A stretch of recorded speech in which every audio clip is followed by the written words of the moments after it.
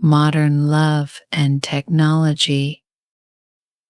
Hello, my name is Sarah. I want to share my story about love and technology. You might find it interesting or maybe even a little surprising. This is not a fairy tale, but a real story from my life filled with emotions, doubts, and decisions. So let me take you on this journey with me. I was 22 years old and in my last year of university.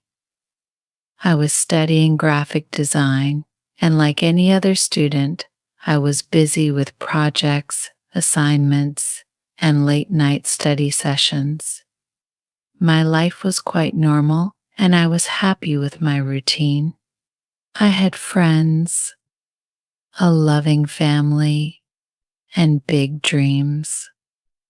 I never thought about love that much. To me, it was something that would happen when it was meant to. I wasn't in a hurry.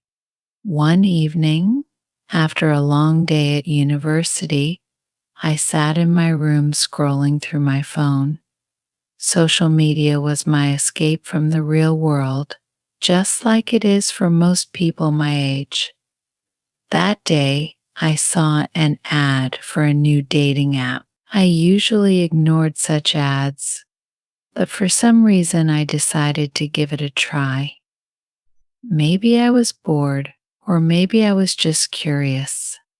I downloaded the app and created a profile without much thought. I added a simple picture of myself, wrote a short bio, and started swiping. At first, it was just a game. Swipe left, swipe right, no big deal. I saw pictures of many people, some funny, some weird, and some who seemed nice. Then I came across a profile of a guy named Daniel. He had a friendly smile, and his profile said he liked books, movies, and music, just like me. Something about him caught my attention. Without thinking much, I swiped right. To my surprise, it was a match. Daniel had also swiped right on me. I felt a little excited but also nervous. I wasn't sure if I should message him first. But then a message from him popped up. Hey Sarah, I noticed you like reading too. What's your favorite book? It was such a simple message, but it made me smile. We started chatting, and soon our conversations became regular. We talked about everything: books, music, movies, our dreams, and even our fears. Daniel was different from anyone I had ever met. He was smart, funny, and kind.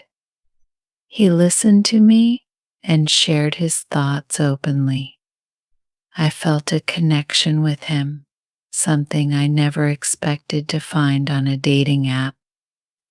Days turned into weeks, and weeks turned into months. We talked every day, sometimes late into the night. I would stay up with my phone under the covers, smiling at his texts. My friends noticed a change in me. You seem so happy these days, Sarah, they would say. And I was. But there was a problem. I had never met Daniel in person.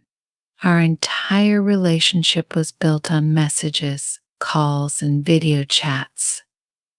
One day, Daniel asked me, Sarah, would you like to meet in person? My heart skipped a beat. I wanted to meet him, but I was scared too. What if he wasn't the same in real life? What if everything changed? I thought about it for a few days and then finally said yes. We decided to meet at a small cafe in the city. I remember the day like it was yesterday.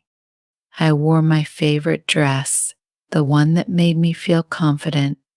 I arrived a little early and sat at a corner table. My hands were cold and my heart was racing. I kept looking at the door, waiting for him to walk in. Then he walked in. I recognized him instantly from his pictures, but he looked even better in person. He had a calm and confident aura. He saw me and smiled, and I smiled back. We hugged awkwardly and sat down. For a few moments, we didn't know what to say.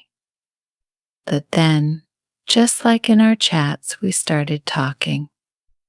It felt natural, like we had known each other forever.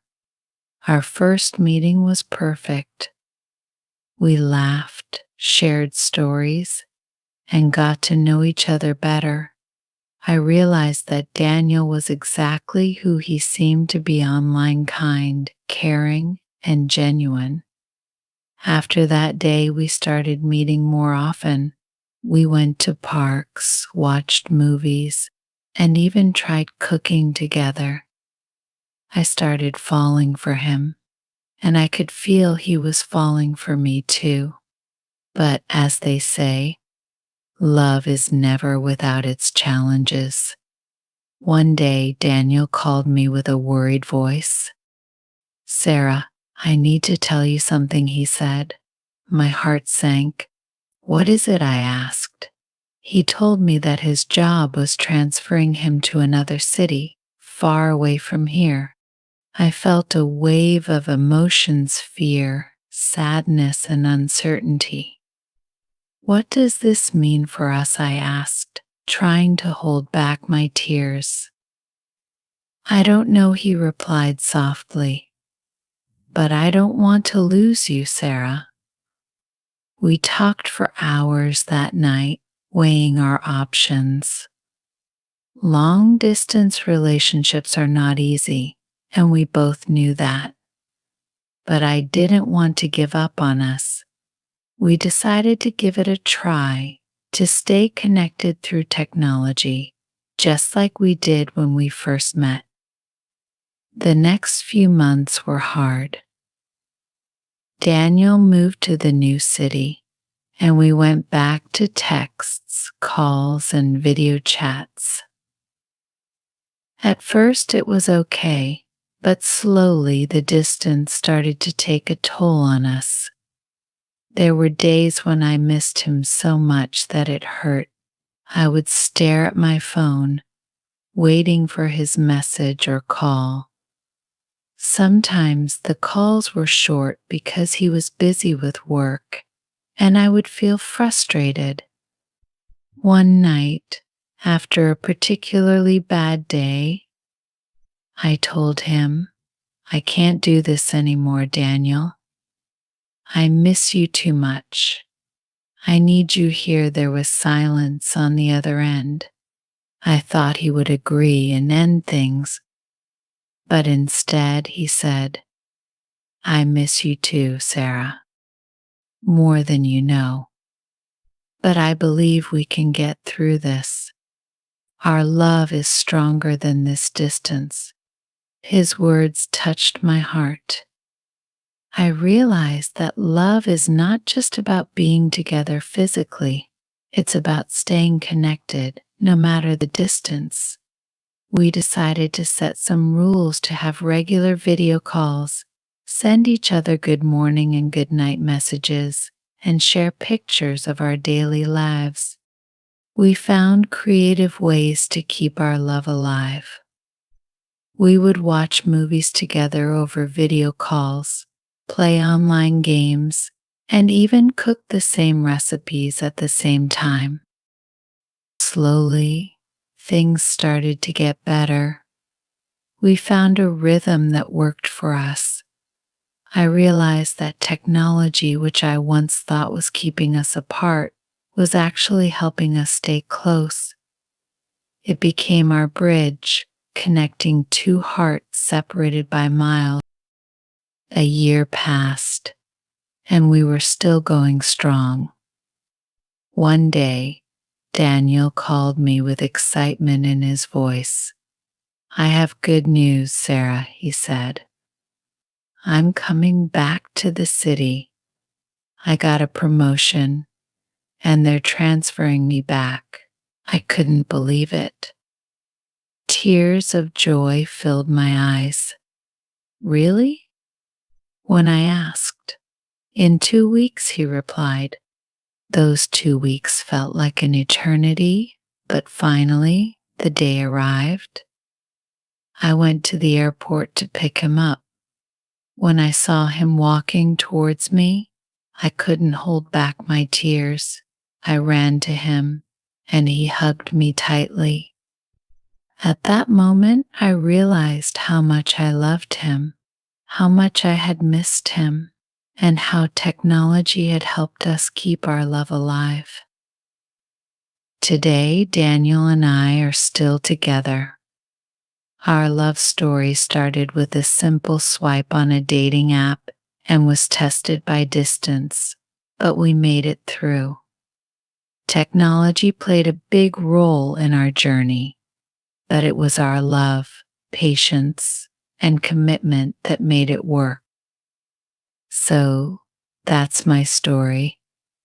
Modern love is not always easy, but with a little help from technology and a lot of heart, it is possible to keep the spark alive no matter how far apart you are. If you're reading this and you're in a long distance relationship, don't give up. Love finds a way. Always. Thank you for listening to my story. The voiceover in this video is provided by English Gum. Copying or re-uploading is strictly prohibited.